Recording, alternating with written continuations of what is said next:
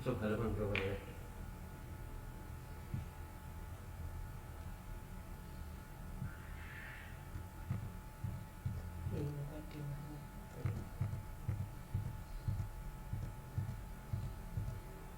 Ini.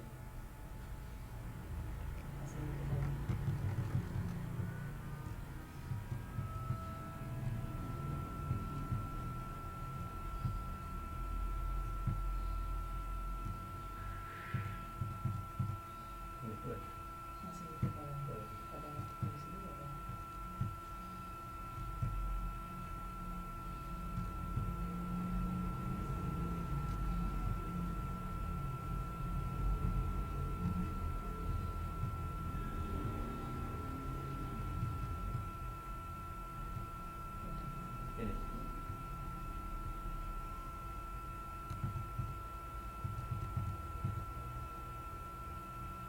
Tinggal pindah ini aja. Bisa tuh. Kita ganti skimnya ya.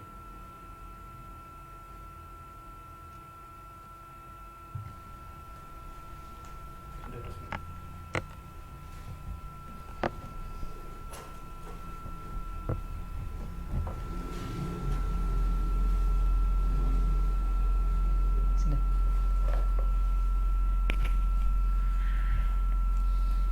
Assalamualaikum warahmatullahi wabarakatuh. Alhamdulillahilladzi bi ni'matihi tatimmus sholihat. Wassalatu wassalamu ala asrafil anbiya'i wal mursalin Muhammadin wa ala alihi wa man tabi'ahum bi ihsanin la yaumiddin. Subhanaka la ilma lana illa ma 'allamtana innaka antal alimul hakim. Wa manfa'na bima 'allamtana wa 'alimna ma yanfa'una wa zidna ilma. Amma ba'du, kaum muslimin yang dirahmati Allah Subhanahu wa taala. Alhamdulillah, kita bersyukur kepada Allah Subhanahu wa taala di waktu duha ini, di tengah kita sedang menjalankan ibadah puasa, kita bisa meluangkan waktu kita untuk thalabul ilmi, mempelajari agama sebagaimana yang diajarkan oleh Nabi sallallahu alaihi wasallam. Meskipun dalam kondisi kita di rumah atau di tempat masing-masing dan kita mendengarkan majelis-majelis ilmu seperti ini, mudah-mudahan tercatat di sisi Allah Subhanahu wa taala sebagai ibadah kita untuk tafaqquh fiddin. Dan hakikatnya orang yang senantiasa diberikan kebaikan oleh Allah Subhanahu wa taala adalah mereka yang senantiasa bertambah wawasan ilmunya. Mayuridillahu bi khairan yufaqihu fiddin. Orang yang dikehendaki baik oleh Allah Subhanahu wa taala adalah mereka yang semakin faqih dalam agama ini.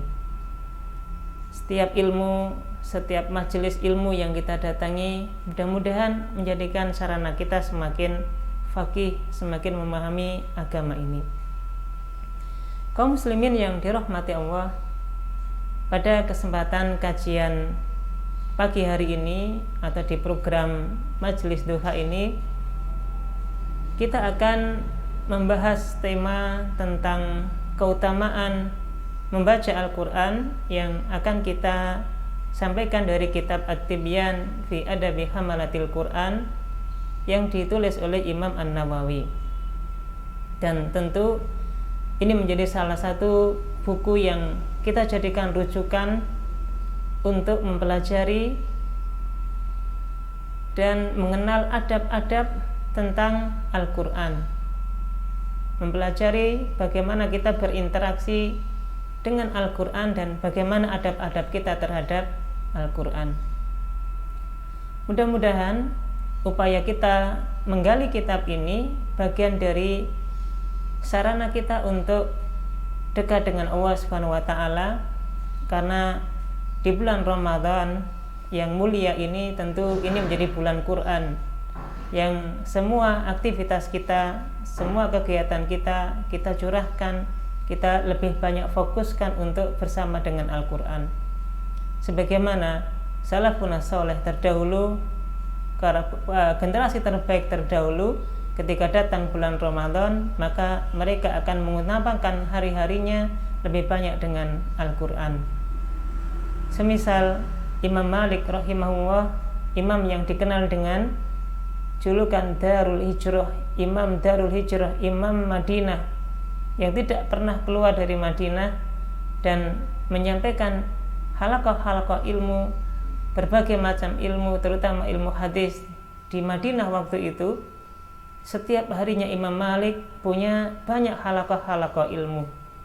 Akan tetapi ketika datang bulan suci Ramadan, ditinggalkan halaqah-halaqah ilmu tersebut dan fokus untuk bersama dengan Al-Quran.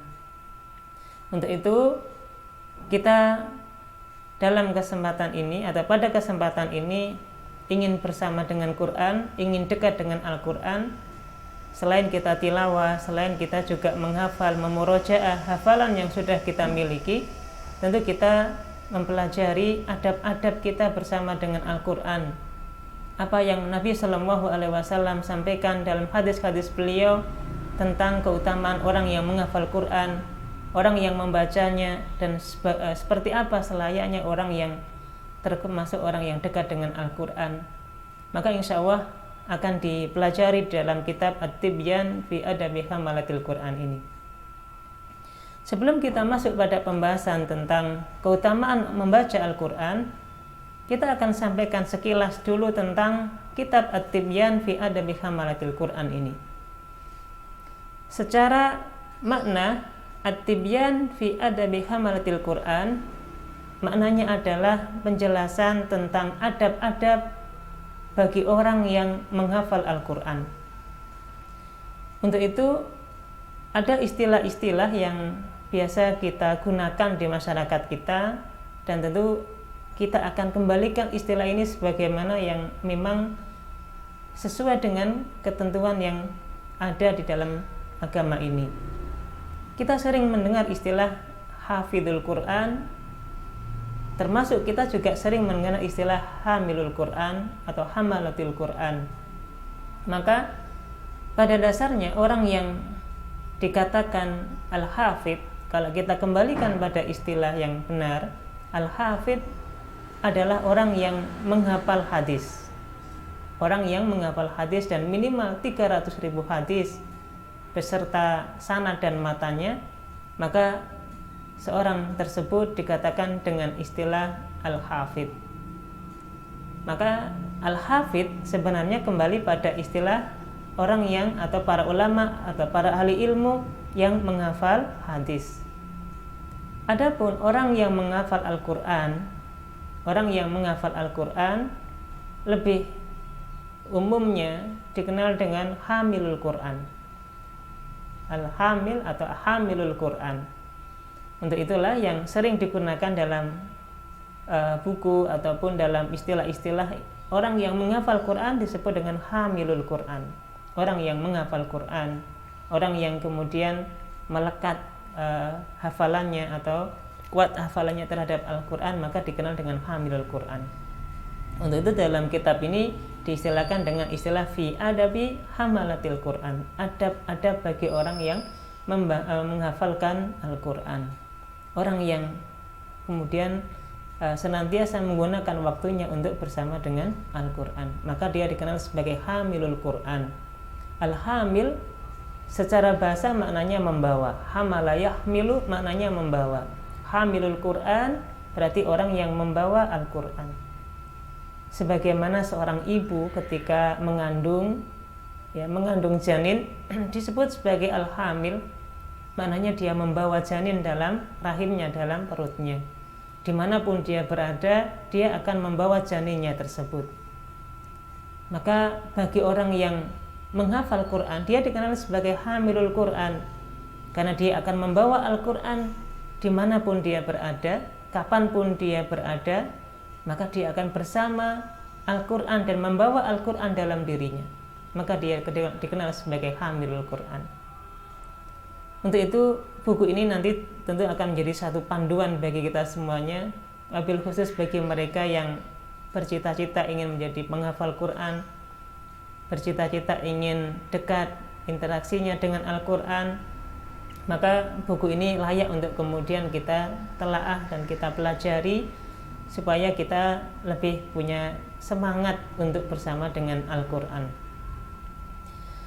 Yang kedua, kitab ini ditulis oleh Imam An-Nawawi, atau yang biasa kita kenal dengan nama panjang beliau dengan nama Abu Yahya Abu Zakaria Yahya ibnu Syarafuddin An-Nawawi Asy-Syafi'i, atau dalam penjelasan yang lain atau dalam nama yang lain dikenal dengan Abu Zakaria Muhyiddin Yahya ibnu Syarafuddin An-Nawawi Asy-Syafi'i, atau secara umum pendeknya kita kenal dengan Imam An-Nawawi Ad-Dimashqi.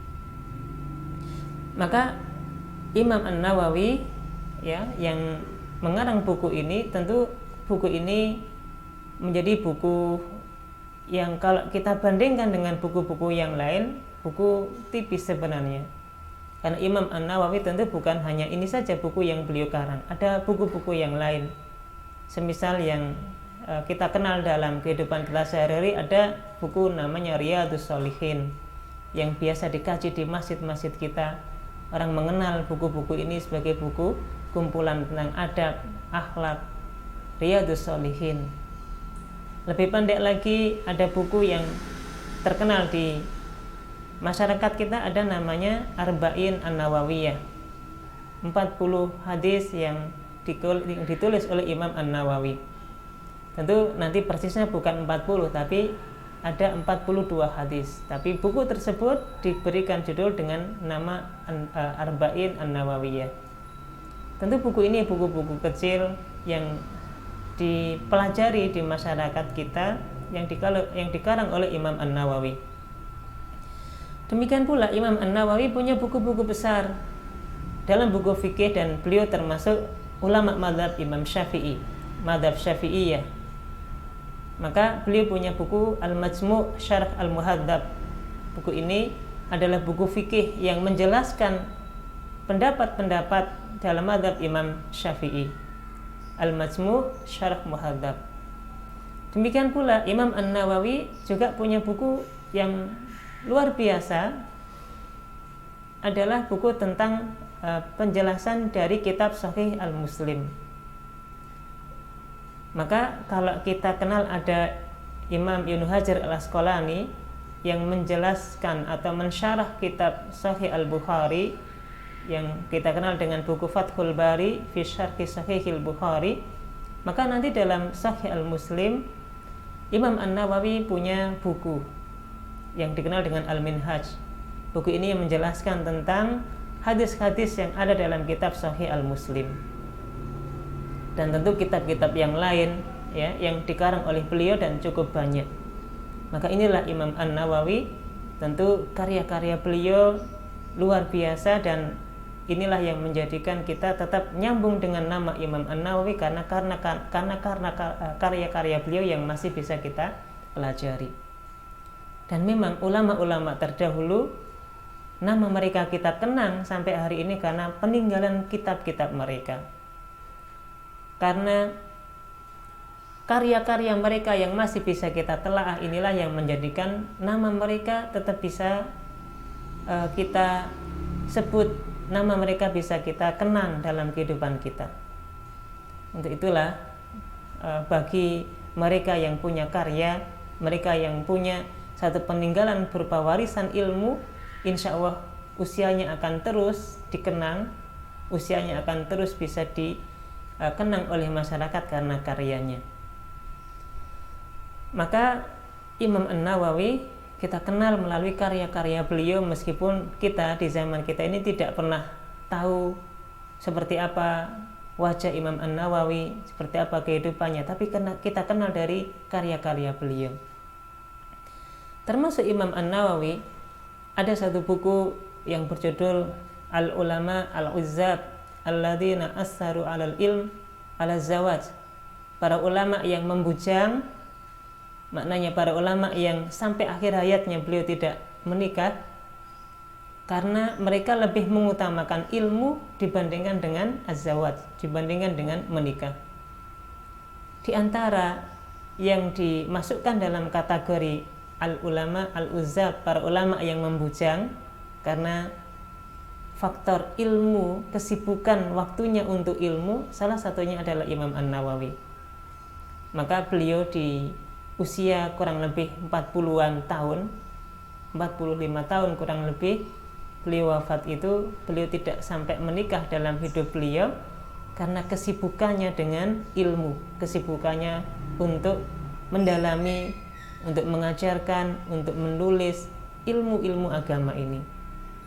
Dan inilah ulama besar, dan tentu keberkahan ilmunya mudah-mudahan bisa menyinari di kuburan beliau, dan insya Allah ilmu yang manfaat akan terus mengalir pahalanya bagi orang yang memilikinya, termasuk adalah Imam An-Nawawi. Mudah-mudahan kaum muslimin yang dirahmati Allah Subhanahu wa taala, inilah Imam An-Nawawi dan karya beliau kitab At-Tibyan fi Adabi Hamalatil Quran. Kitab ini akan banyak menjelaskan kepada kita tentang hakikat adab-adab kita bersama Al-Quran. Selain nanti akan dijelaskan tentang keutamaan-keutamaan kita membaca Al-Quran, keutamaan Al-Quran itu sendiri, keutamaan kita menghafal Al-Quran. Di sini juga akan dijelaskan adab-adab kita berinteraksi dengan Al-Quran.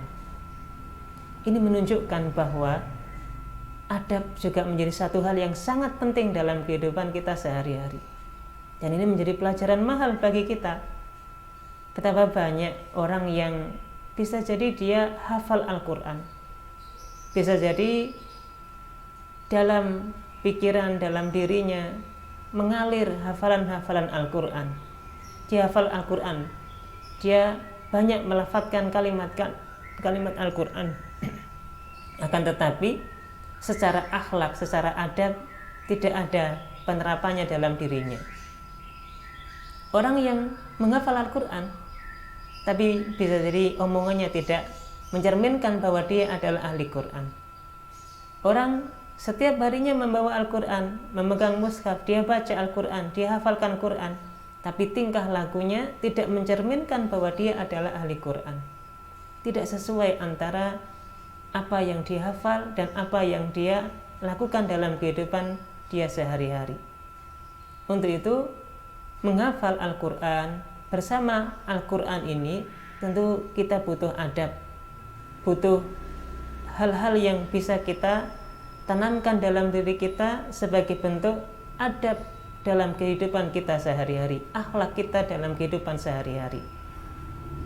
Itulah sebabnya Nabi Shallallahu Alaihi Wasallam kita kenal, beliau adalah orang yang punya akhlak yang sangat baik, dan akhlak Nabi Shallallahu Alaihi Wasallam adalah Al-Quran.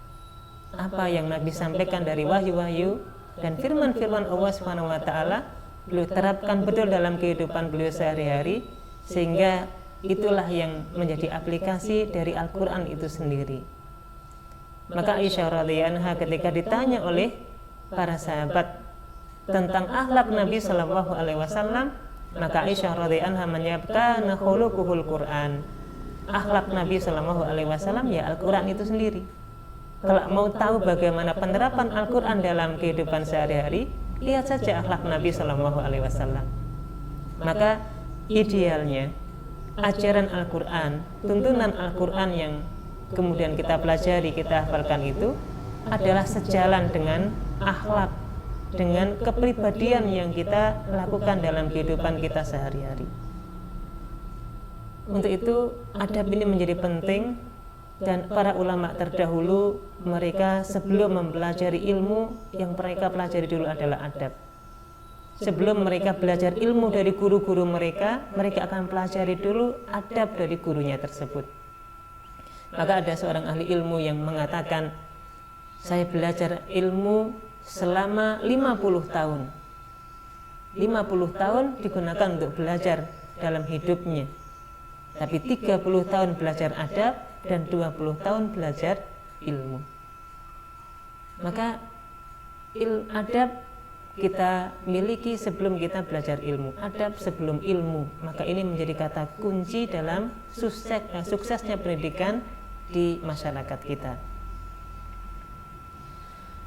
Untuk itulah kalau kita perhatikan Ibnu Hajar Al-Asqalani, beliau ketika mengarang atau menulis kitab Bulughul Maram, dan buku ini juga sangat familiar di telinga kita, bahkan di setiap masjid membahas kitab ini buku fikih yang dikemas dalam hadis-hadis dengan urutan-urutan bab, mulai dari toharo, sholat dan seterusnya.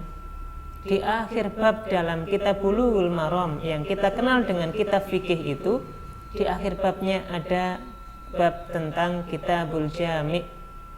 Ada bab yang menjadi bab global yang mencakup pembahasan semua bab, dan diantaranya pembahasannya adalah pembahasan tentang adab, pembahasan tentang akhlak.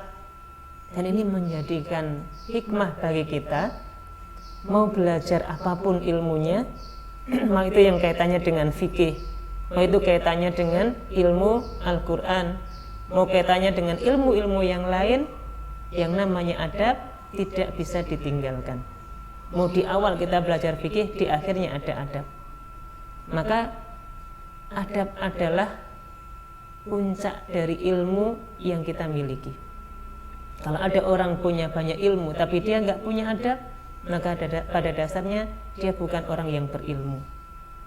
Demikian pula, sekiranya kita mendalami banyak ilmu dan kita tidak diterapkan dalam kehidupan kita, berarti memang ada yang kurang dalam ilmu kita, yaitu pengamalan. Dan pengamalan itulah bagian dari adab itu sendiri. Maka adab ini sangat penting, dan Imam An-Nawawi akan menjelaskan dalam kitab ini bagaimana kita beradab, memiliki adab di dalam interaksi kita dengan Al-Quran. Adab bagi orang yang menghafal Quran, adab bagi orang yang mengaku dirinya adalah orang yang sebagai orang yang menghafal Quran, dan seterusnya. Maka jamaah yang dirahmati Allah, kitab ini akan diawali dengan pembahasan tentang keutamaan membaca Al-Quran. Di dalam kitab ini nanti, selain bab tentang keutamaan membaca Al-Quran, di bab-bab berikutnya dalam kitab ini akan dijelaskan tentang Al-Quran, posisi tarjihil qiraah wal qari ala ghairihima. Orang yang membaca Al-Quran, maka dia akan punya kedudukan yang tidak dimiliki oleh orang-orang yang selainnya. Demikian pula di dalam kitab ini ada bab yang menjelaskan tentang ikrami ahlil Quran wan nahyi an idaihim. Kemuliaan bagi orang yang ahli Quran, bagi mereka yang ahli Quran, orang yang banyak baca Quran, orang yang banyak interaksi dengan Quran. Kemuliaan bagi mereka dan larangan untuk mencela dan menyakiti mereka. Ini betapa mulianya orang yang bersama Quran, betapa mulianya orang yang dekat dengan Quran, sampai kita dilarang untuk menyakiti mereka. Kemudian di bab yang lain nanti juga akan dibahas tentang fi adabi muallimi Al-Quran wa muta'allimihi, bab tentang adab orang yang mengajarkan Al-Quran dan orang yang belajar Al-Quran. Sekali lagi, bab adab-adab ini dibahas lebih dulu sebelum nanti berbicara tentang ilmu Al-Quran itu sendiri. Baik orang yang mengajarkan Al-Quran maupun orang yang belajar Al-Quran juga ada adab-adabnya. Dan adab-adab ini tentu penting untuk diamalkan sebelum belajar ilmunya. Bagi kita yang mengajarkan Al-Quran, karena ini adalah kondisi terbaik bagi manusia di muka bumi ini, maka perlu menerapkan adab-adabnya di dalam pembelajarannya. Demikian pula orang yang belajar Al-Quran, ketika mendatangi gurunya, ketika mereka belajar Al-Quran, menghafalnya, kemudian nanti akan melafadzkan berulang-ulang lafadz Quran, ada adab-adab yang perlu diterapkannya. Demikian pula dalam pembahasan ini akan dibahas tentang adab-adab orang yang menghafal Al-Quran dan pahala orang yang menghafalkan Al-Quran. Untuk itu pembahasan ini insya Allah ada di dalam kitab ini. Pada kesempatan yang pertama ini, setelah kita mengetahui secara umum tentang kitab At-Tibyan dan sedikit tentang Imam An-Nawawi, kita akan mempelajari tentang bab yang pertama, yaitu fi atrofin min fadilati tilawatil Quran wa hamalatihi, tentang penjelasan tentang keutamaan membaca Al-Quran dan orang yang menghafalnya. Yang pertama dalam kitab ini, Imam An-Nawawi menyampaikan penjelasannya dengan menukil atau dengan menyampaikan satu ayat dalam Al-Quran dalam surat Al-Fatir atau dalam surat Fatir ayat 19 sampai 20. Allah Subhanahu wa taala berfirman, qala Allahu ta'ala, innal ladzina yatluna kitaballah wa aqamus shalah wa anfaqu mimma razaqnahum sirran wa alaniyah yarjuna tijaratan lan tabur liwafiyahum ujurahum wa yazidahum min fadlih innahu ghafurun syakur. Allah Subhanahu wa taala berfirman, innal ladzina yatluna kitaballah, orang-orang yang membaca ayat Allah Subhanahu wa taala. Sesungguhnya orang yang membaca kitab Allah Subhanahu wa taala, yakni Al-Qur'an, wa aqamus shalah, dan orang yang mendirikan salat, wa anfaqu mimma razaqnahum, dan orang yang menginfakkan hartanya, menginfakkan apa yang telah Allah rizkikan bagi mereka, sirra wa alaniyah, dalam kondisi terang, dalam kondisi sir, dalam kondisi tersembunyi, maupun alaniyah, dalam kondisi terang-terangan, yarjuna tijaratan lan tabur, dan mereka melakukan itu semuanya dalam rangka mengharap satu perniagaan yang tidak akan pernah rugi. Liwafiyahum ujurahum, maka Allah Subhanahu wa taala akan mencukupkan semua pahala-pahalanya, wa yazidahum min fadlih, dan Allah akan tambahkan keutamaannya, innahu ghafurun syakur, dan Allah Subhanahu wa taala Maha Pengampun lagi Maha Penerima syukur. Ayat ini disampaikan oleh Imam An-Nawawi untuk menjelaskan keutamaan tentang orang yang membaca Al-Quran, dan diawali dengan ayat ini.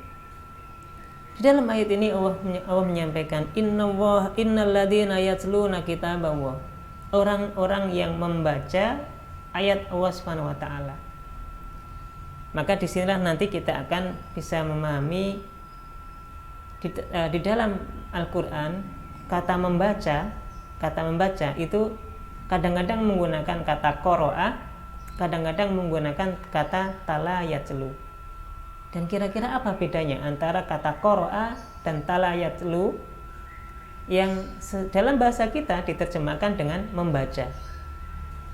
Kata qara'a sebagaimana perintah dalam Al-Quran ada lafadz iqra bismi rabbikal ladzi khalaq, maknanya bacalah dengan menyebut nama Tuhanmu yang telah menciptakan. Lafadz tersebut atau ayat tersebut perintahnya menggunakan kata qara'a yaqra'u, iqra maknanya membaca. Kemudian di dalam ayat yang kita tadi baca, Allah Subhanahu wa taala menyampaikan innal ladzina yatluna kitaballah, dan orang-orang yang membaca. Tala yatlu, tilawah maknanya membaca juga. Maka yang menjadi pembeda kata qara'a dan tilawah atau qiraah dan tilawah ini, tentu kata qara'a yaqra'u maknanya adalah kita membaca apa adanya lafaz-lafaz di dalam Al-Quran. Jadi kita membaca ayatnya, membaca ayat atau surat dalam Al-Quran, kita baca, dan tentu kata qara'a maknanya lebih pada kita tidak memahami kandungan yang ada. Maka qara'a yaqra'u yang perintahnya dalam Al-Quran menggunakan kata iqra, ini nanti kaitannya dengan ilmu tajwid. Sehingga dengan ilmu tajwid kita akan diajarkan tentang bagaimana cara membaca Al-Quran dengan benar, membaca Al-Quran dengan kondisi makharijul huruf yang sesuai dengan kaidah-kaidahnya. Maka kalau kita melakukan ini, sekedar kita untuk membaca dan membaca kita dengan bacaan yang benar, dengan bacaan yang bagus, maka aktivitasnya namanya qiraah atau qiraah. Hanya sekedar membaca. Ilmunya yang kita butuhkan namanya ilmu tajwid. Sehingga nanti di sinilah kita juga perlu belajar tentang tajwidul Quran, bagaimana kita memperbaiki bacaan kita, memperbaiki tilawah atau bacaan kita dengan Al-Quran ini. Kemudian yang kedua adalah kata tilawah, sebagaimana dalam ayat ini. Kata tilawah dalam Al-Quran, perintahnya dalam Al-Quran nanti menggunakan utlu, tala yatlu, tilawah, perintahnya adalah utlu. Dalam bahasa kita maknanya juga membaca, tapi yang menjadi pembeda kata tilawah ini maknanya adalah kita membaca Al-Quran dengan kandungan maknanya. Kita membaca Al-Quran tapi kita memahami apa yang dimaksud oleh ayat yang kita sedang baca tadi. Ketika kita membaca Al-Quran dan kemudian kita bisa mentadaburinya, inilah yang disebut dengan tilawah. Dan tentu ini tingkatannya lebih tinggi dibandingkan dengan qiraah. Untuk itu Allah Subhanahu wa taala memberikan keutamaan khusus bagi orang yang kemudian dia pelajari Quran, dia membaca Al-Quran dengan penuh tadabbur, dengan penuh penghayatan, dia pahami makna dan kandungannya. Tentu kedudukannya di sisi Allah Subhanahu wa taala berbeda dengan orang yang hanya sekedar tilawah. Misalnya kalau kita bandingkan dua kondisi ini dari segi fadilah dan keutamaannya. Kata qara'a yaqra'u yang tadi hanya sekedar membaca, sebagaimana misalnya Nabi Shallallahu alaihi wasallam sampaikan iqra'ul Qur'an fa innahu ya'ti yaumal qiyamati syafi'an li ashabihi. Bacalah Quran, di situ menggunakan istilah qara'a, iqra'ul Quran, bacalah Quran. Fa innahu ya'ti yaumal qiyamah syafi'an li ashabi.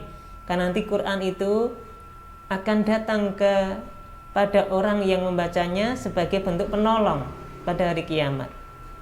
Maka orang yang orang yang qiraah, orang yang membaca hanya sekedar membaca dengan tajwid yang benar, dengan kaidah makhraj yang benar, ini keutamaannya sudah luar biasa. Nanti akan datang Quran itu sebagai syafaat, sebagai penolong bagi orang yang membacanya tadi. Kalau kita naik lagi dengan tilawah, yang tadi kita pahami maknanya adalah ketika kita membaca Al-Quran, kemudian kita paham maknanya, kita tadaburi artinya, kita memahami kandungan yang ada di dalamnya, tentu ilmunya nanti namanya ilmu tafsir. Ilmu yang mempelajari tentang kandungan makna di dalam Al-Quran, ilmu tafsir.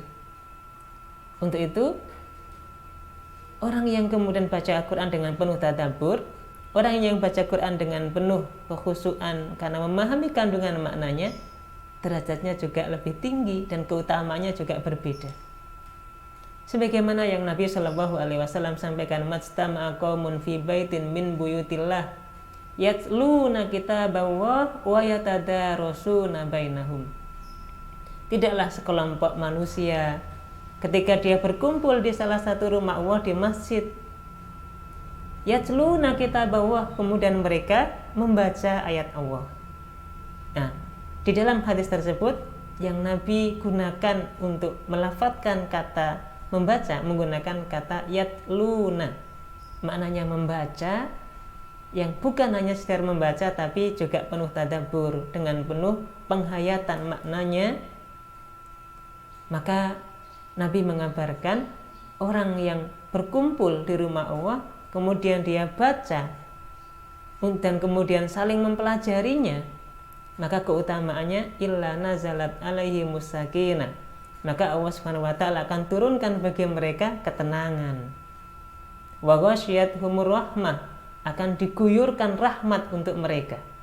Kata ghasyiyat maknanya bukan hanya sekedar meneteskan, tapi ibarat air kemudian kita langsung apa istilah bahasa Jawanya, kita gerojokkan ke mereka, diguyur rahmat yang luar biasa itu. Wa hafathumul malaika, akan dilindungi oleh para malaikat-malaikat Allah Subhanahu wa taala. Wa dzakarallaha fiman indah, dan mereka namanya akan disebut oleh para malaikat tersebut, oleh malaikat-malaikat yang melindungi itu di sisi Allah Subhanahu wa taala.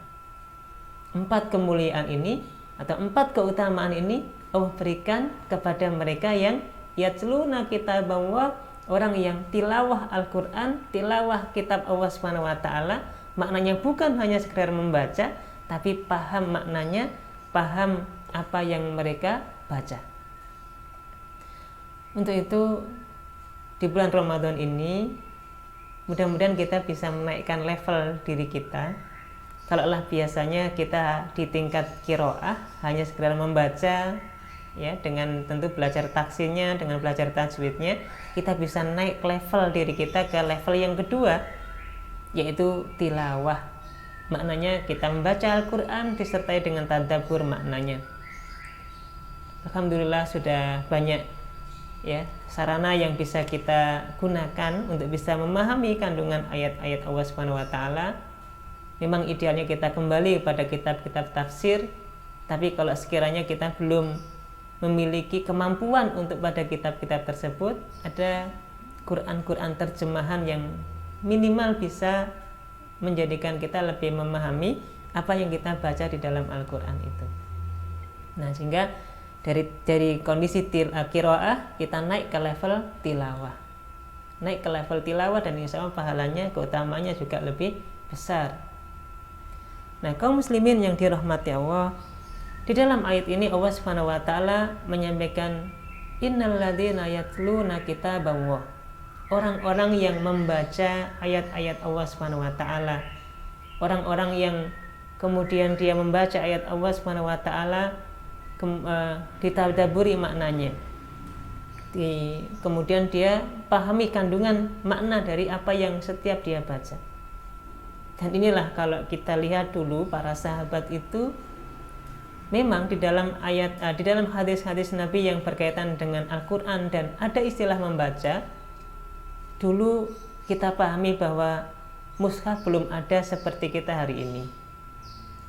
Al-Quran belum sebanyak cetakannya seperti hari-hari yang kita lalui ini.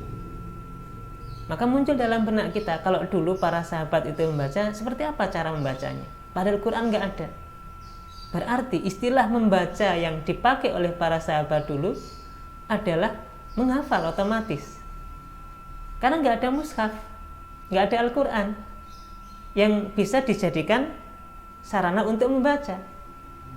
Maka setiap para sahabat waktu itu membaca Al-Quran berarti menghafalnya tanpa melihat, membacanya atau melafadzkannya tanpa melihat mushaf. Nah, maka ini bedanya. Kalau kita sekarang membaca, ya melihat, membaca Al-Quran, melihat Quran, melihat mushaf. Apalagi sekarang banyak aplikasi di HP, banyak aplikasi di laptop dan seterusnya. Ada aplikasi Qurannya. Ini tentu semakin memudahkan kita untuk membaca Al-Quran dengan sarana-sarana tadi. Tapi dulu para sahabat kan nggak seperti itu.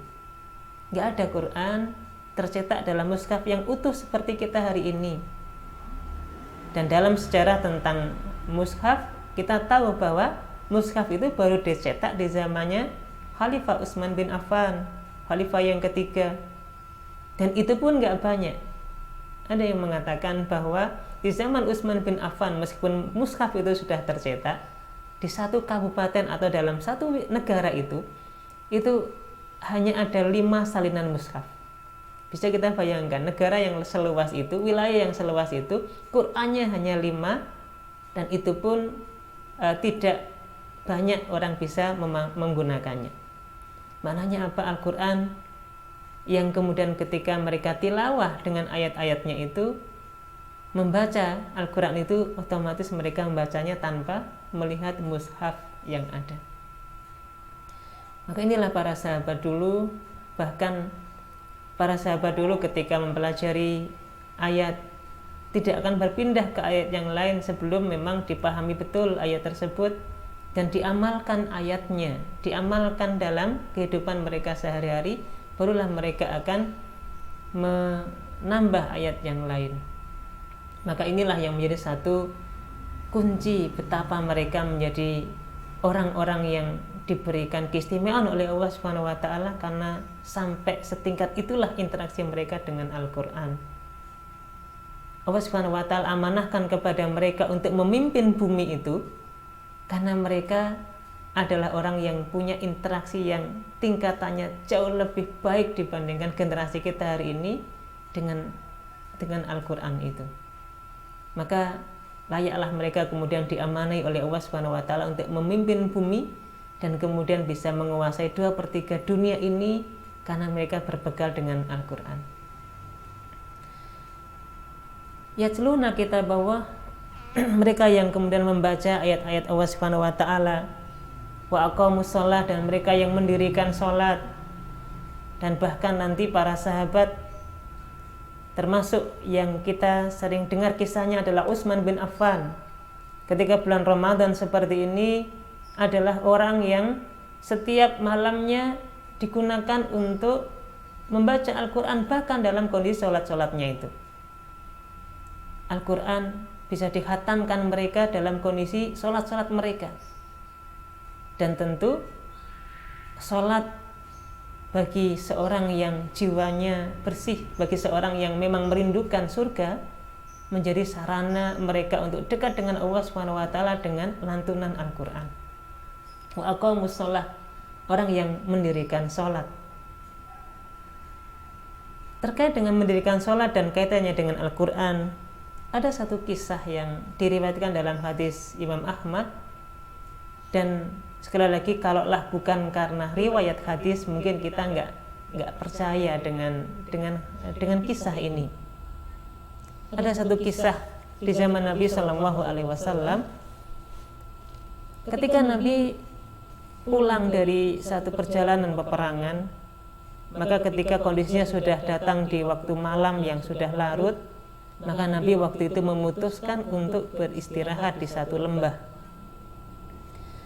Sebagaimana yang ditetapkan bahwa dalam kondisi malam itu tentu berbahaya kalau tidak ada yang berjaga.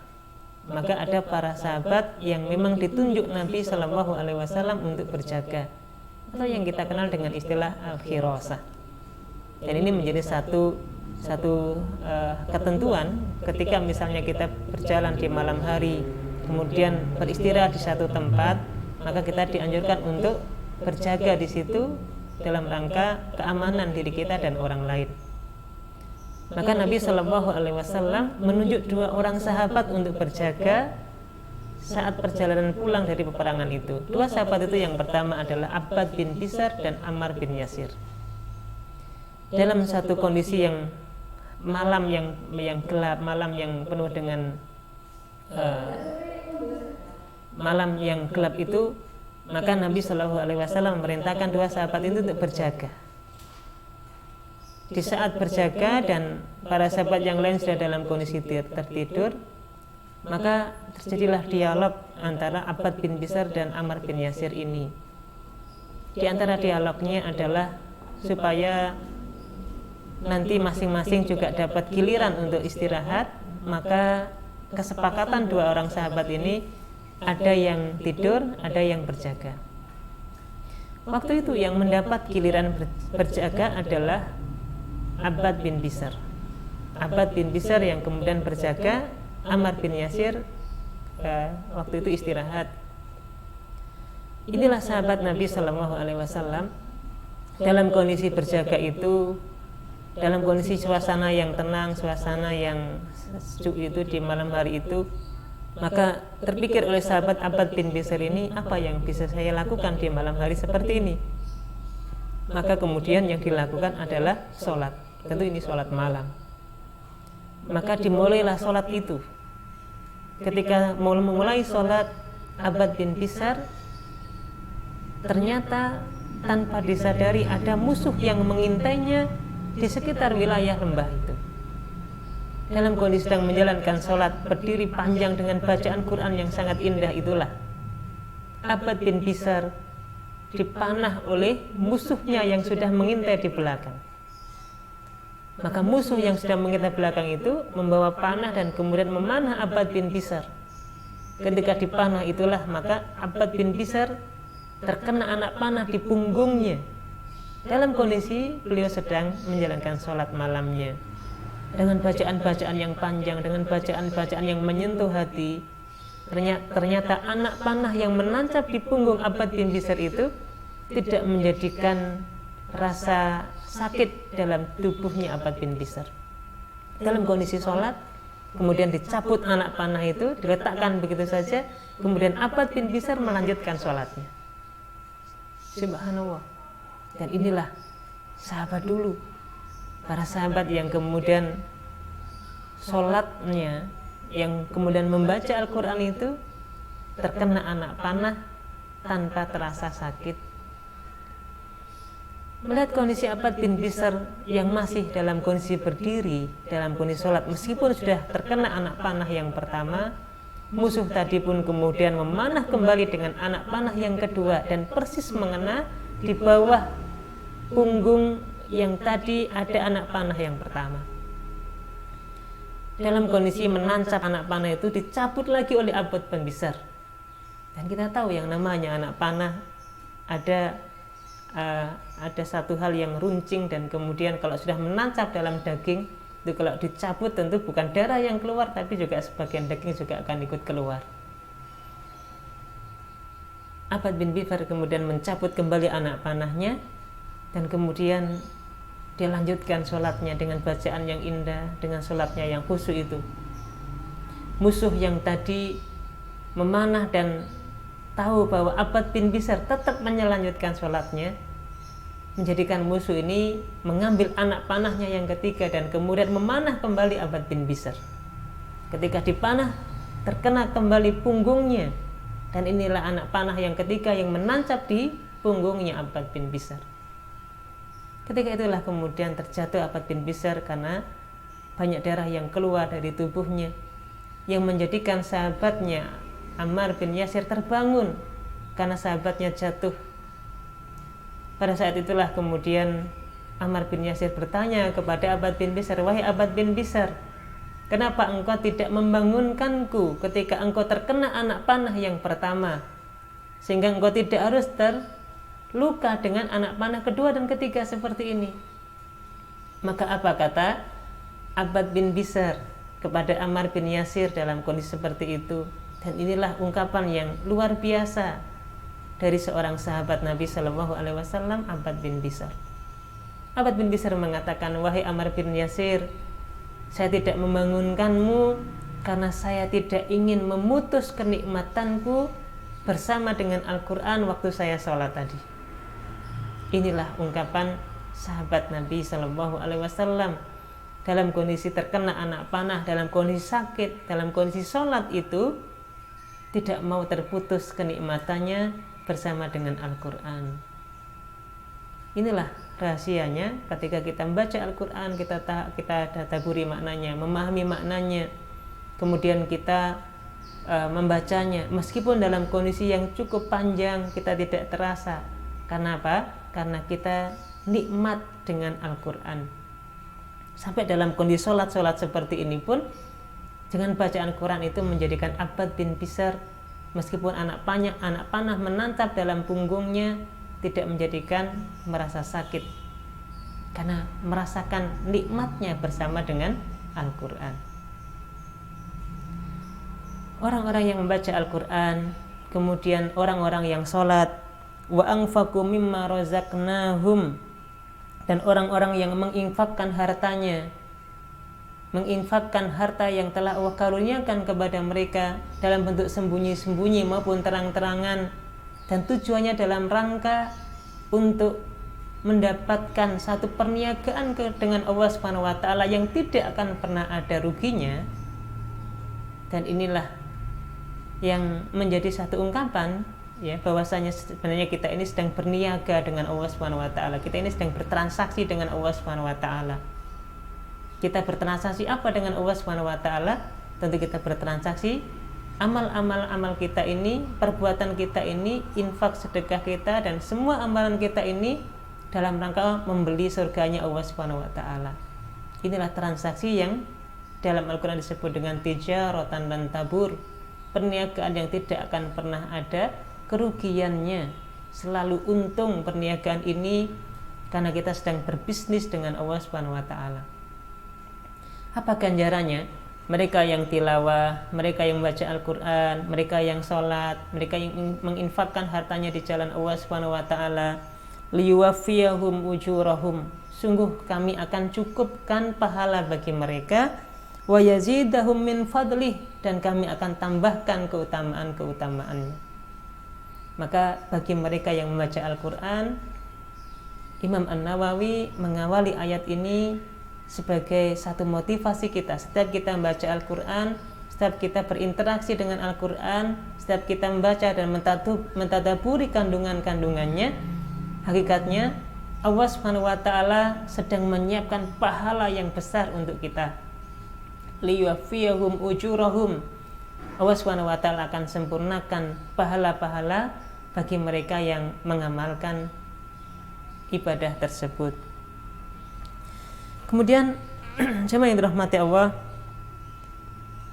setelah menyampaikan ayat ini, yang berikutnya adalah hadis Nabi Shallallahu Alaihi Wasallam yang diriwayatkan dari sahabat Utsman bin Affan radhiyallahu anhu, qala Rasulullah Shallallahu Alaihi Wasallam, Rasulullah Shallallahu Alaihi Wasallam bersabda, khairukum man ta'allamal Qur'an wa 'allamahu.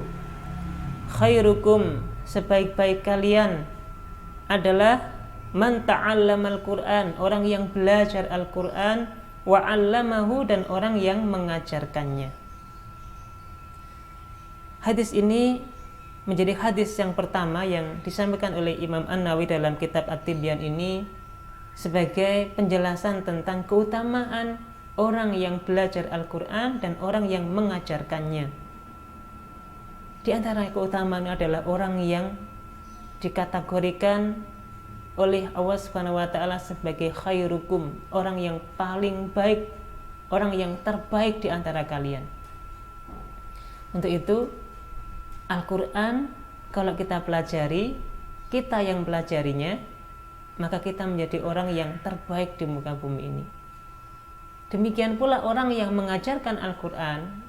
Untuk itulah guru-guru ngaji, orang yang ikhlas waktunya digunakan untuk ngajar di TPA, untuk mengajarkan anak-anak kecil supaya bisa baca Al-Quran. Itulah hakikatnya orang yang terbaik di muka bumi ini.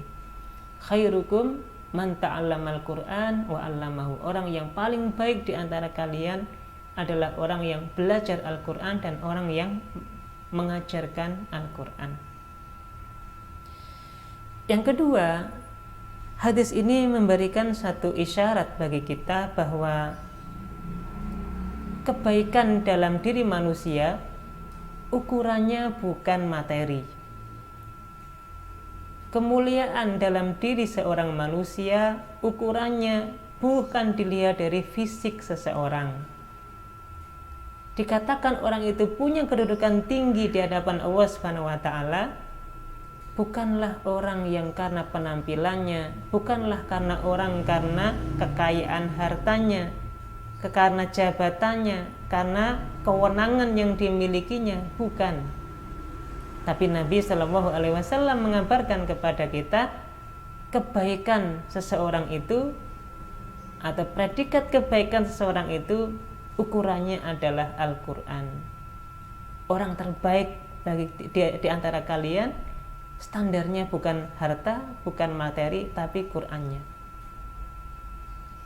Mestinya kalau kemudian kita renungkan hadis ini, maka kita tidak akan pernah berlomba-lomba untuk memperbanyak harta, untuk meninggikan kedudukan kita, berlomba-lomba dalam rangka mencari kehidupan duniawi semata. Semestinya berlomba-lombanya kita adalah dalam rangka orang yang paling memahami dan orang yang paling paham tentang Al-Quran. Mestinya, karena inilah menjadi ketentuan orang yang paling baik di sisi Allah Subhanahu wa taala. Untuk itu kalau kita lihat penerapannya di zaman Umar bin Khattab ini, kalau beliau memilih pemimpin, salah satu acuannya adalah bagaimana dia berinteraksi dengan Al-Quran. Umar bin Khattab, ada satu riwayat hadis yang nanti bercerita ketika Umar bin Khattab ingin memilih pemimpin di satu wilayah yang dikenal dengan Ahlul Wadi, maka nanti Umar bin Khattab akan memilih pemimpin yang namanya Ibnu Abza. Yang kita tahu Ibnu Abza waktu itu adalah seorang budak yang tentu budak yang diperjualbelikan, secara kasta kehidupan dalam masyarakatnya juga sangat rendah. Posisinya di masyarakat tidak menarik untuk kemudian jadi seorang pemimpin. Tapi justru di zaman Umar bin Khattab, dan kita tahu Umar bin Khattab kalau memilih pemimpin gak mungkin sembarangan. Umar bin Khattab dengan ketegasan sikap seperti itu, yang Nabi Shallallahu Alaihi Wasallam sebut sebagai orang yang kalau ada Nabi setelahku, maka Umarlah yang akan diutus menjadi seorang Nabi. Laukana mulziman lakana Umar. Sekiranya ada laukana mulhaman lakana Umar, sekiranya ada orang yang dikasih wahyu setelahku, maknanya jadi seorang Nabi, sungguh Umar bin Khattab lah orangnya. Maka nggak mungkin Umar bin Khattab dengan jiwa yang luar biasa, dengan kemuliaan yang telah Allah berikan itu memilih pemimpin sembarangan. Maka Umar bin Khattab waktu itu mengangkat seorang pemimpin yang bernama Ibnu Abza. Dan inilah yang menjadikan sahabat waktu itu penasaran, sampai kemudian bertanya, "Waman Ibnu Abza?" Wahai Umar bin Khattab, siapa Ibnu Abza itu? Kemudian disebutkan bahwa Ibnu Abza adalah salah satu budak kami, salah satu budak waktu itu. Tapi kemudian Umar bin Khattab mengatakan, innahu laqari'un li kitabillah. Tapi ketahuilah bahwa Ibnu Abza ini adalah orang yang qari' li kitabillah, orang yang membaca ayat-ayat Allah SWT, orang yang kemudian dia paham tentang ilmu Al-Quran, ilmu yang berkaitan dengan Al-Quran. Dan ini menunjukkan betapa mulianya orang yang memiliki ilmu itu. Sampai kemudian Umar bin Khattab memilih Ibnu Abza, meskipun dia seorang budak, menjadi seorang pemimpin. Gara-gara apa? Gara-gara Al-Qur'annya. Ibnu Abza. Kemudian Umar bin Khattab di dalam rangkaian kisah tadi menyebutkan satu hadis Nabi Shallallahu Alaihi Wasallam, bahwasanya Allah Subhanahu Wa Taala akan mengangkat satu kaum dengan Quran ini dan merendahkan satu kaum juga karena Al-Qur'annya. Mestinya kalau standar kita, orang yang terbaik itu adalah standarnya Quran, maka memang selayaknya dalam kehidupan kita sehari-hari kita muliakan orang yang memang punya kedekatan dengan Quran, orang yang punya hafalan Quran, orang yang punya kepahaman terhadap Al-Quran. Karena memang seperti itulah mereka akan dimuliakan oleh Allah Subhanahu wa taala. Dan ini tercermin betul dalam kehidupan Nabi Shallallahu Alaihi Wasallam. Mereka yang punya hafalan Quran, punya keutamaan, punya kedudukan yang tidak dimiliki oleh orang-orang yang lain. Kita tahu misalnya di dalam perang Uhud, tentu banyak para sahabat yang syahid di dalam perangan tersebut. Dan ini nanti kita bisa buka penjelasannya di dalam bab tentang kitab Ahkamul Janaiz, tentang hal-hal berkaitan dengan hukum jenazah. Salah satunya nanti adalah bab tentang menguburkan jenazah, dan hadis ini nanti akan kita jumpai bahwasanya saat perang Uhud, karena banyaknya para sahabat yang meninggal waktu itu, sampai kemudian satu kuburan itu digunakan untuk 2-3 orang yang mati syahid waktu itu, orang yang meninggal. Maka nanti dalam hukum fikih tentu ada hukum bolehnya satu lubang atau satu kuburan itu digunakan untuk lebih dari 2 atau 1 orang jenazah atau 1 jenazah. Pertanyaan berikutnya adalah bagaimana caranya untuk menguburkan jenazah dalam kondisi satu kuburan itu. Maka sekali lagi disinilah ditunjukkan betapa mulianya orang yang punya hafalan Quran, betapa mulianya orang yang hidupnya dekat dengan Al-Quran. Maka Nabi SAW dalam kondisi itu memerintahkan orang yang pertama kali dimasukkan ke dalam kubur itu adalah ukurannya Al-Quran. Maka orang yang paling banyak hafalannya, orang yang paling banyak interaksinya dengan Quran, itulah orang pertama yang akan dimasukkan ke kuburan itu. Berikutnya orang yang lebih sedikit, berikutnya orang yang lebih sedikit lagi. Maka otomatis orang yang paling atas di kuburannya atau jenazah yang paling atas adalah jenazah yang paling tidak punya interaksi dan hafalannya dengan Quran. Ini mestinya seperti itu di masyarakat kita. Standar orang dimuliakan, standarnya adalah Quran. Karena memang Nabi SAW sampaikan, orang yang paling baik di antara kalian adalah orang yang menghafal Al-Quran, orang yang mempelajari Al-Quran, orang yang mengajarkan Al-Quran. Untuk itu, kaum muslimin yang dirahmati Allah SWT, mari sedikit kita berintrospeksi dalam diri kita, dalam masyarakat kita. Kalaulah kemudian kita misalnya punya anak, punya putra putri, dan kemudian kita titipkan putra putri kita kepada mereka yang mengajarkan Quran, guru-guru ngaji mereka, guru-guru Al-Quran mereka. Mari coba kita bandingkan bagaimana penghargaan kita kepada orang yang mengajarkan putra putri kita terhadap Al-Quran, dan ini adalah ilmu dunia akhirat mereka.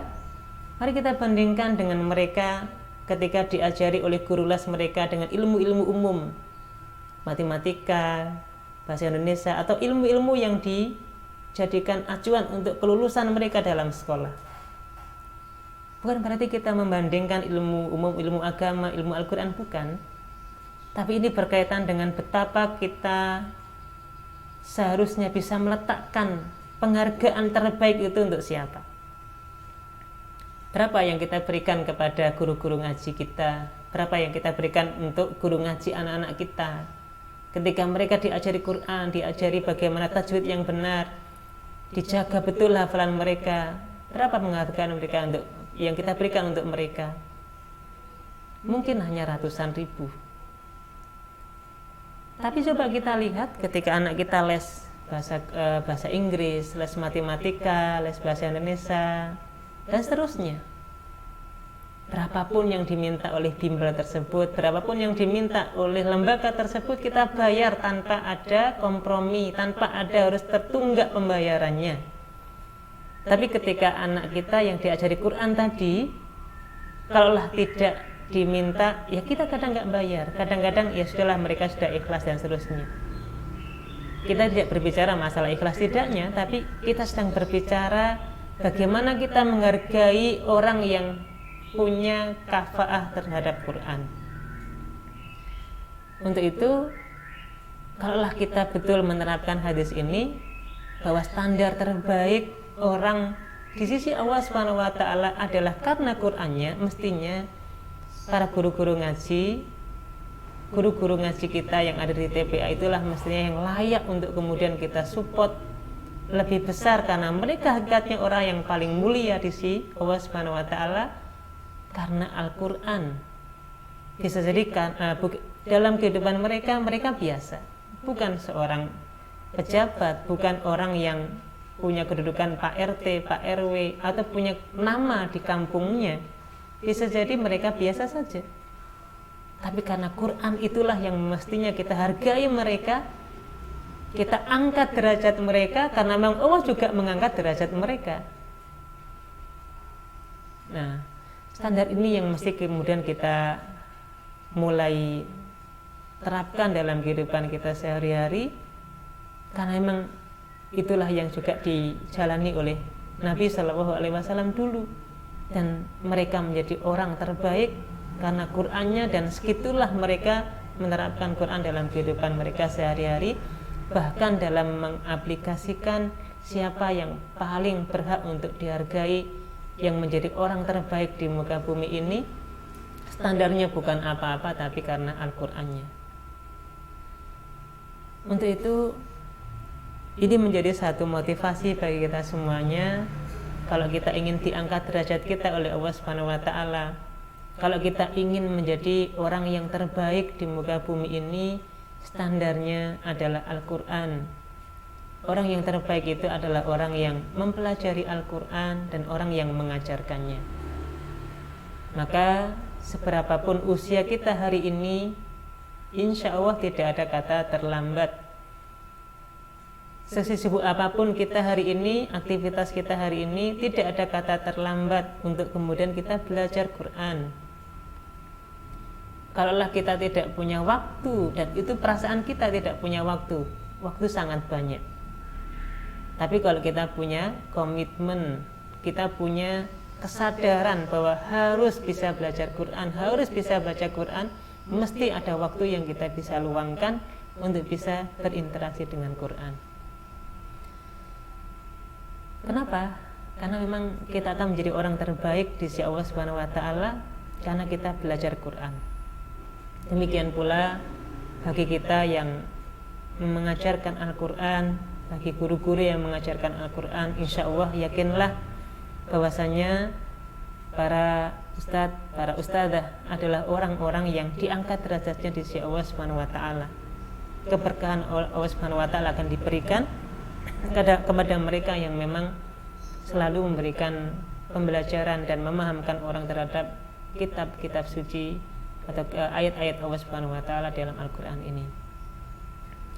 Inilah hadis yang pertama yang disampaikan oleh Imam An-Nawawi di dalam kitab At-Tibyan ini, dari satu ayat dan hadis ini ya, dan nanti masih banyak hadis-hadis yang lain, insya Allah akan kita lanjutkan dalam kesempatan yang lainnya, menjadikan senantiasa kita termotivasi, senantiasa dekat dengan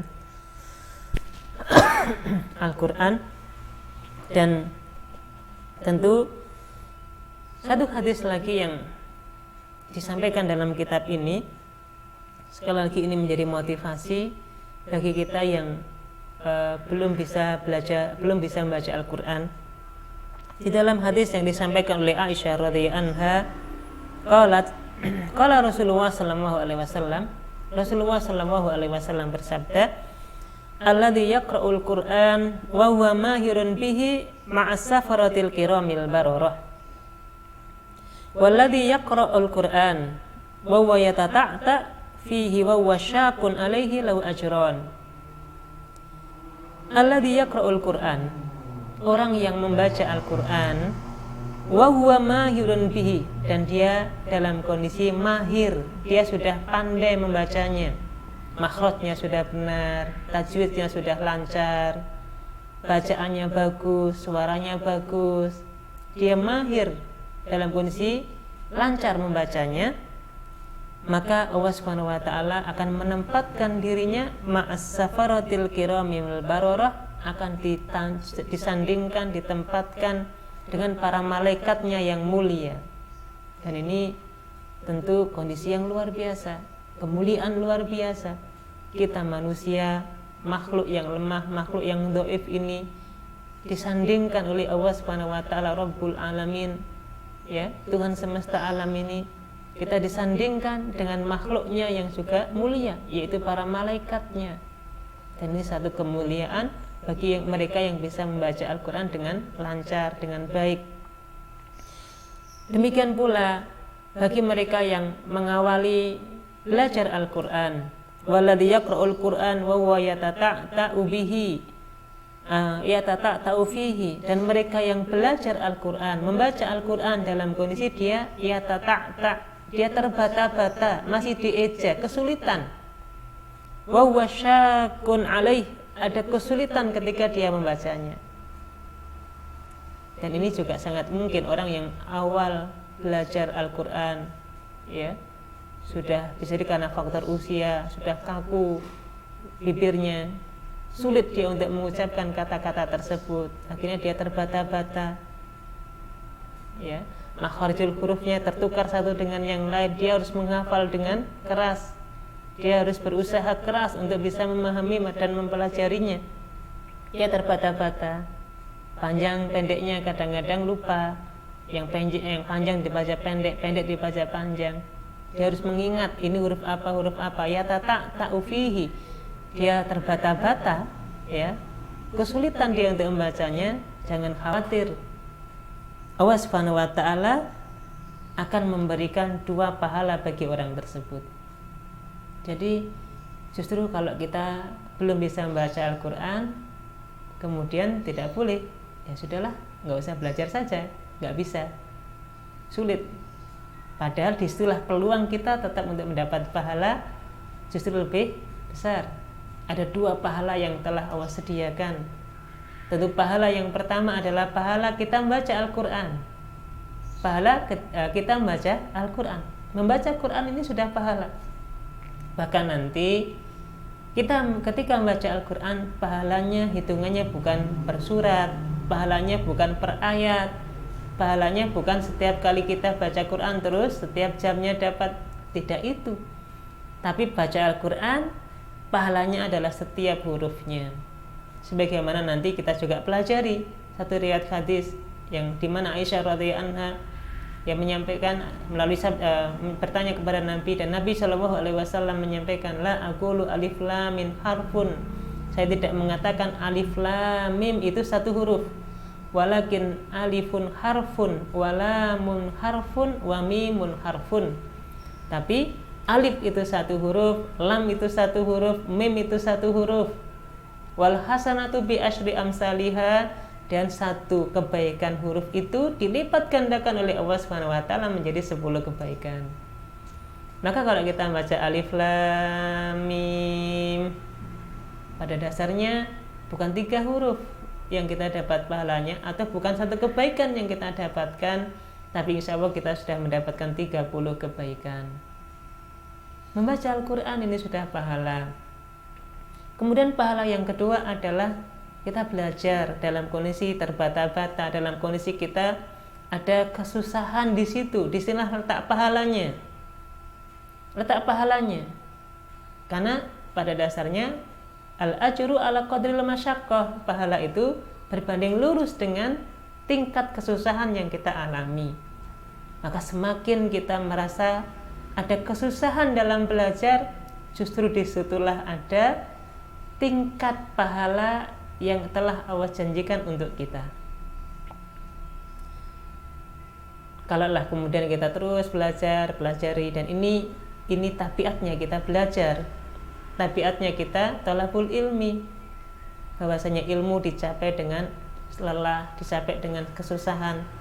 Ilmu harus kita datangi, ilmu tidak datang dengan sendirinya. Al ilmu yu'ta wa la ya'ti, ilmu itu didatangi, bukan ilmu yang datang kepada kita. Maka terus kita berusaha untuk mendatangi ilmu supaya kemudian kita bisa membaca Al-Quran dengan baik.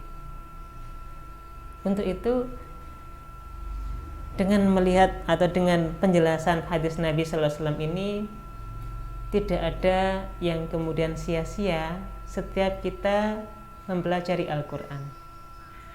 Hanya 2 kemungkinan saja. Kalau kita lancar membacanya, bagus bacaan Quran kita akan ditempatkan di derajat yang mulia bersama malaikat-malaikat Allah Subhanahu wa taala.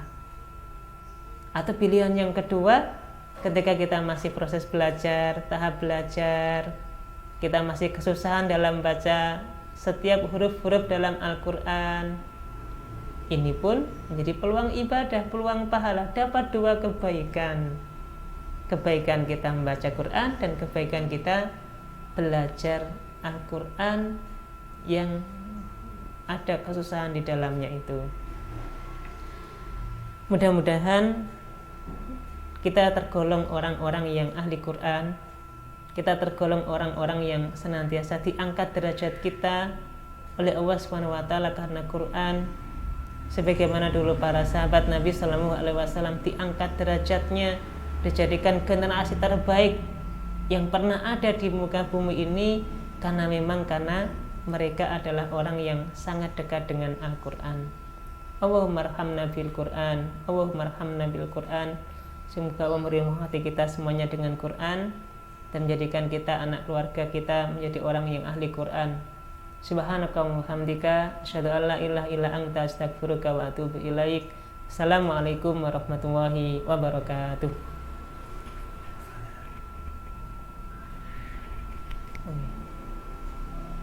Baik, ada pertanyaan yang sudah masuk, kita jawab dulu. Assalamualaikum, mohon izin bertanya, mana yang lebih utama antara menghafal Quran dan membacanya dengan bacaan yang indah? Terus bagaimana cara menghafal dengan benar dan juga cara membaca dengan indah? Jazakumullah khair. Terima kasih kepada penanya yang sudah menyampaikan pertanyaannya melalui SMS Center yang sudah ada. Yang pertama, bahwa pertanyaan tentang mana yang lebih utama antara menghafal Quran dan membaca Al-Quran dengan bacaan yang indah. Tentu kalau kita kembali pada keutamaannya, mana yang lebih utama, tentu ini adalah proses kita berinteraksi dengan Quran. Tentu yang pertama adalah interaksi kita dengan Quran adalah membacanya. Dan membaca ini adabnya adalah kita baca dengan bacaan yang indah, kita baca dengan bacaan yang bagus. Nabi Shallallahu Alaihi Wasallam memerintahkan kita untuk membaca Al-Quran dengan suara yang indah, bahkan melakukan Quran supaya terlihat indah Al-Quran itu ketika kita baca. Bahkan Nabi Shallallahu Alaihi Wasallam memberikan satu ancamannya dalam tanda kutip kepada kita, tidak termasuk golongan kami orang yang tidak membaca Quran dengan mengindahkan bacaannya, mengindahkan suaranya. Laisa minna man lam yataghanna bil Quran. Untuk itu ini menjadi satu dalil bahwasanya setiap kita membaca Al-Quran, kita dianjurkan untuk membaca dengan bacaan yang indah, dengan bacaan yang bagus. Tentu ini sebagaimana umumnya suara itu kan masing-masing sudah punya, cetakannya masing-masing sudah ada. Bisa jadi kita punya suara yang indah, orang lain bisa jadi biasa, ada yang mungkin suaranya biasa juga, dan ada mungkin lebih jelek dan seterusnya. Adapun yang diperintahkan untuk kita lakukan adalah mempelajari Quran sebagaimana makhrajnya. Ya, memang ini ketentuannya. Dan ketika kita membaca Quran, kita berusaha sebaik mungkin dilantunkan dengan suara yang indah, dengan suara yang bagus. Sekali lagi, meskipun tadi cengkok atau bacaan seseorang itu masing-masing punya irama tersendiri, dan kadang-kadang kita nggak bisa memaksakan tipe suara kita untuk kita paksakan dengan tipe suara orang lain. Yang kita nanti bisa pelajari, ada ilmunya, tentu adalah berkaitan dengan ilmu qiraah, ilmu tentang membacanya, naik turunnya. Tapi suaranya tentu masing-masing sudah memiliki kadarnya masing-masing. Hingga ini peringkat pertama atau tahapan pertama adalah ketika kita mempelajari membaca Al-Quran. Kemudian setelah kita pelajari dan kita cara membacanya kita sudah bisa, tingkatan yang kedua adalah menghafalkannya. Maka ketika kita menghafal Al-Quran, ini tingkatannya lebih tinggi dibandingkan dengan membaca. Dan ada hikmah kenapa kita diperintahkan untuk menghafal Quran, supaya kita bisa membaca Al-Quran dengan jumlah yang lebih banyak. Jadi mari kita tata niat kita. Kenapa kita menghafal Al-Quran? Karena supaya kita bisa membaca Al-Quran dengan jumlah yang lebih banyak. Ketika kita dimanapun, ya, dalam kondisi kita nggak pakai mushaf sekalipun, itu kalau kita hafal, kita bisa baca Quran. Peluang ibadahnya ada di situ. Tapi kalau kita nggak punya hafalan, kita tergantung dengan mushaf, dimanapun kita akan mencari mushaf. Dan itu juga bagus, tadi ada fadilahnya sendiri ketika kita membaca Al-Quran. Tapi kalau kita menghafal, insya Allah ini lebih utama, karena peluang untuk kita mengulang-ulang bacaan Quran ini bisa kita lakukan dengan hafalan yang sudah kita miliki. Untuk itu, masing-masing ini menjadi satu tahapan kewajiban kita ketika kita berinteraksi dengan Al-Quran. Tapi kalau pertanyaannya mana yang lebih afdal, tentu yang lebih afdal adalah kita menghafalkannya. Dan insya Allah Al-Quran itu kalau kita terus menerus kita ulang-ulang, kita murojaah, itu insya Allah juga semakin melancarkan lafaz, semakin memudahkan, melenturkan lidah, melenturkan bibir kita untuk membaca Al-Quran. Untuk itu ya gak apa-apa sambil proses Qurannya diperbaiki, bacaannya juga sudah menghafal, karena seiring dengan menghafal inilah nanti akan membantu lidah kita, membantu mulut kita untuk semakin sesuai dengan kaidah-kaidah tajwid yang ada. Demikian pula bagi orang yang menghafal Al-Quran tentu nanti punya keutamaan-keutamaan yang insya Allah juga akan kita pelajari dalam kitab At-Tibyan ini. Salah satunya orang yang menghafal Quran nanti di sisi Allah Subhanahu wa taala akan diberikan tajul karamah, mahkota kemuliaan yang nanti akan diberikan kepada kedua orang tuanya. Penghafal Quran akan diberikan libasul karamah, ya, pakaian kemuliaan yang akan dipakaikannya ketika di hari akhirat kelak. Dan ini khusus bagi orang yang menghafal Al-Quran. Insya Allah nanti lebih detailnya ada dalam kitab At-Tibyan ini tentang keutamaan-keutamaan orang yang menghafalkan Al-Quran.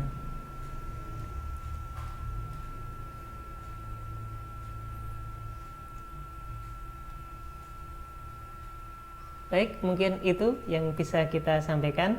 Selebihnya sekiranya ada yang belum terjawab, insya Allah nanti akan kita sambung di lain waktu. Jazakumullahu khairan. Semoga Allah Subhanahu wa taala memudahkan usaha kita untuk bersama dengan Quran ini.